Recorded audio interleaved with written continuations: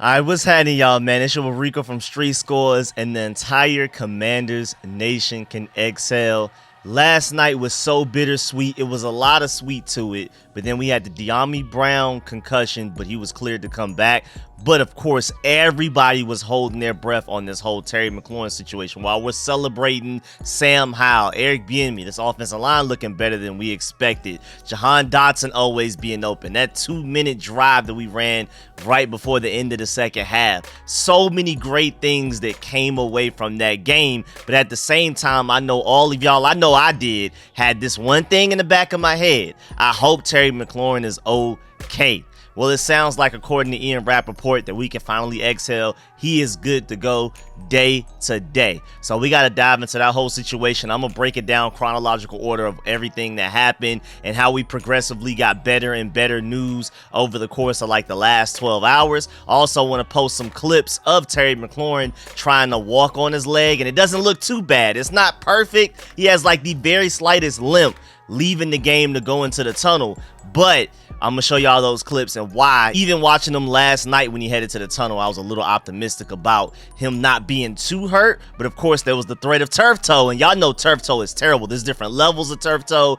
but turf toe can be really bad. I talked about that in my live stream while we were watching the game live together and everything. But before we dive into all of that, make sure you stiff arm that like button, stiff arm the subscription button, and stiff arm the bell next to that subscription button so you get notification each and every time I release breaking news like this. I give y'all any updates, practice breakdowns, rookie film sessions, Rico reports on everything random going on, crazy stats, random rankings, funny stuff concerning the Commanders, off the field things, Josh Harris news, new stadium news, all of that type of stuff. So man, live streams for every regular season game and post-game live streams where y'all call in. Man, make sure y'all stay tuned to the channel, man, because I'm coming out with national media clips when they're discussing the Commanders, player interviews, press conferences, everything. So man, make sure y'all stay tuned. This is your one-stop shop for Commanders everything. And without further ado, let's get it. You tell your family you can be a commander.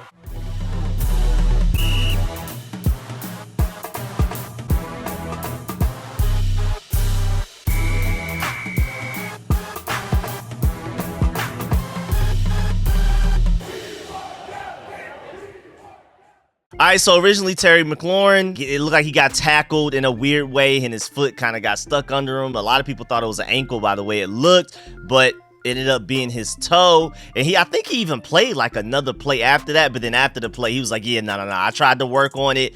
I'm done. I can't do it anymore. So he walked to the sideline himself without much help at all. And then later on, we saw him walking towards the locker room, and that's where these two clips come in. And just while you're watching these clips, try to see if you can see any limp. The first clip, you don't really see much of one, but the second one, you kind of see a very slight one. But either way, neither of them look that bad. Here are the two clips.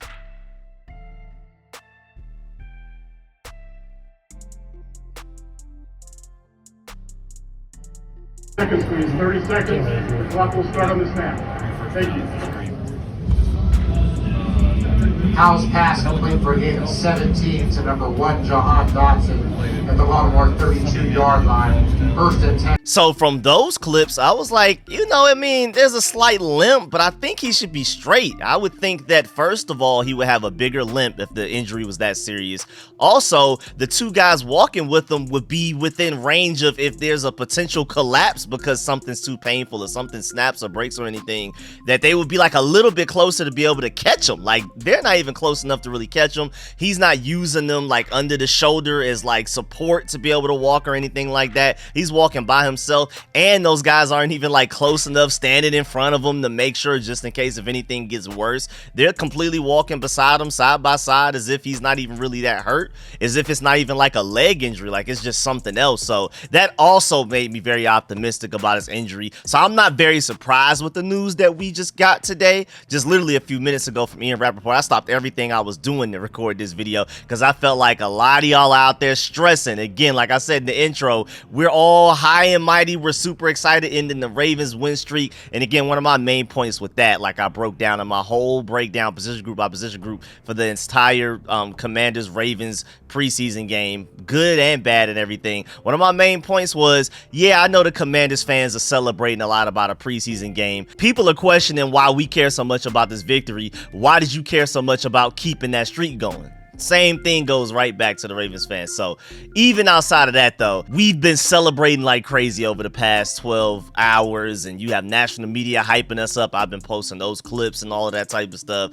I mean, it's just so much excitement around the Commanders fan base. Josh Harris on the sideline celebrating, running into the tunnel. The fan base going crazy at the stadium immediately after the game. Major Tutty dancing, everybody just celebrating. Locker room players, coaches happy and everything. But there was always that little bit of, I sure hope Terry McLaurin is all right in the back of our heads. So now it sounds like we can just fully exhale. He should be good to go. But after he went into the locker room, he was diagnosed with a toe injury. That's the first time we found out it was a toe and not like a leg or ankle or anything like that. And then the x-rays came back negative. But we still weren't exactly sure yet. So by the time we all went to sleep last night, we were like, man, I'm still worried about Terry McLaurin. I'm so excited. I'm hype off of that win, man. I'm booted up off of that win. But at the same time, how's Terry McLaurin right now, man? To lose one of our top players potentially for an extended amount of time would suck. I mean, he's arguably the face of the franchise. But then a few hours ago, 9:09 a.m. to be exact, Ian Rappaport at Rap Sheet tweeted, Commanders wide receiver Terry McLaurin is believed to be dealing with a toe sprain based on the initial diagnosis, sources say. The injury from last night's game, also known as turf toe, is not thought to be overly serious, but he'll have an MRI today to determine the full extent. And then just seeing the words turf toe scared the mess out of me. And I hypothesized that in the live stream last night when we were watching the preseason game live all together. Shouts out to all y'all that pulled up and everything too. That was really fun yesterday. But I hypothesized, I was like, man, I really hope it's not turf toe, man. I really do. So then even when Ian Rappaport this morning said that it shouldn't be overly serious, it shouldn't be anything to worry about, using the phrase turf toe scared the mess out of me. I don't care. That's all I saw in that tweet. Everything before and afterwards just didn't exist in my brain. All I saw was turf toe. So I went from going to sleep pretty optimistic about Terry McLaurin to waking up and seeing at 9:09 a.m. Ian Rappaport said turf toe. That's all I saw. So now I'm less optimistic. And then later on, literally just a few minutes ago, we received some positive news from the MRI scan.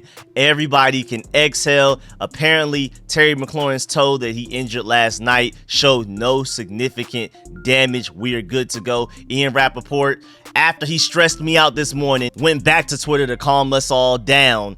Just a couple of hours later, again, just a few minutes ago, good news out of the MRI. Sources say there's optimism for week 1 for Terry McLaurin, more day-to-day than anything else, with scans showing no major injury. Now, that's not very, very specific, but at the same time, it sounds very optimistic. The optimism that I had before I went to sleep is the same optimism I have right now. If anything, I'm even a little bit more optimistic now that he's already gone through x-rays and the MRI, and we still haven't received any bad news. We haven't necessarily received any definitive great news, but the fact that he's considered day-to-day, that's really interesting. And first of all, I mean, day-to-day, that doesn't really matter. We have you can see it in my thumbnails, 19 days until we get to that week 1 game against the Arizona Cardinals.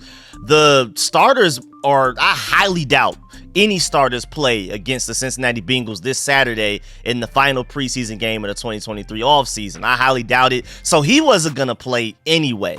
We weren't going to see Terry McLaurin until at the very soonest 19 days from now anyway. Because again, as of after August 19th, we don't have any access to practices anymore either. So literally fans would not see Terry McLaurin even running a route until 19 days from now anyway, no matter what happened.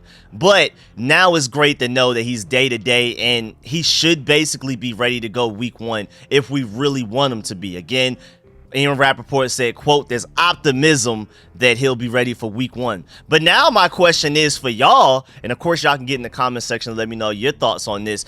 Is it worth rushing him back for week 1? Is it worth rushing him back and he's hobbled a little bit and risking him getting hurt for even longer in games that we need him more than this week 1 game against arguably our easiest opponent? Or it's the NFL, so I don't even want to use the word easiest. I'm gonna use the word least difficult, because if you go listen to Arizona Cardinals podcast and look at their reporters, they're talking about us the same way we talk about them, where this is a must-win game. If you can't beat them, who else can you beat on your schedule? So they're looking at us like food, just like we're looking at them like food. So there's got to be a certain level of respect that you have for the Arizona Cardinals, regardless of how bad they look right now.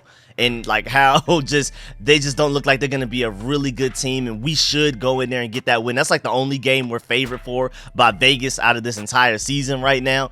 But at the same time, you still gotta respect them. But back to my main point, Terry McLaurin, man, do you think we need him for that game? Is it worth risking him getting even more hurt, turning a small injury into a bigger one, and where he would have to miss important games like NFC East division games against more difficult opponents like the Bills? Is it worth it? I'm mostly asking y'all. I want to see y'all answers in the comment section. I'm gonna do everything I can to be able to take some time out of my day, even though I'm working on a lot of content, to actually read and reply to a lot of the comments, especially in this video, because I truly want to see how y'all feel about the situation. I want to do like a poll somewhere. Maybe I can set one up on Twitter. I'm really curious. How do y'all feel about this Terry McLaurin situation? To me, I feel like you can win that game without him. And we saw the way that Jahan Dotson literally targeted like Jahan Dotson like 6 or 7 times in a row and was able to move the ball all the way down the field and eventually throw a touchdown pass to De'Ami Brown. This receiving group is still really good even without Terry McLaurin, but it's arguably one of the best with him. I feel like you may not necessarily need him to win that week 1 game. It just depends though. Like when we get to a few days before that game,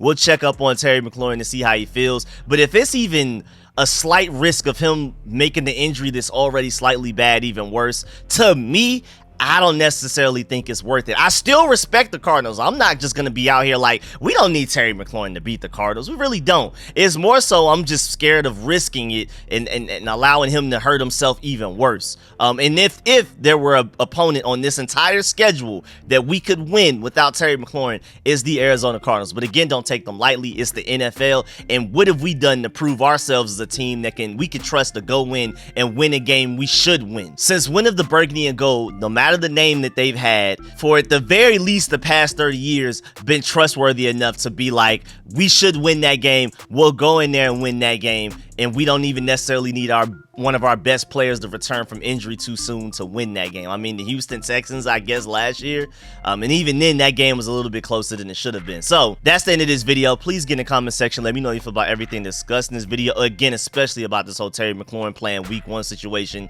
Of course, let me know how excited you are to hear great news about Terry McLaurin's injury, but also definitely let me know. I want to see all the debates and everything in the comment section. How do you feel about Terry McLaurin playing week 1? Should we just sit him? Should we not even risk it? Or if he's good to go and he says he's good to go, should we go ahead and throw him out there and give the Arizona Cardinals our full arsenal so we can make sure we that's technically a must-win game. If you can't beat them, who can you beat? And of course, man, I appreciate all the support, man. Please stiff arm that like button, stiff arm the subscription button, stiff arm the bell next to that subscription button. I really appreciate y'all, man. Shouts out to all of my sponsors, especially my Pro Bowl sponsors' names you scrolling the screen right now. I'm gonna catch y'all later. I'm out.